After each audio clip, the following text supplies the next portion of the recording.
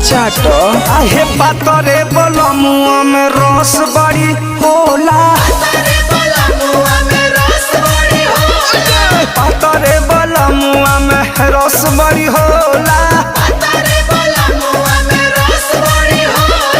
हाँ तो घोर के पियो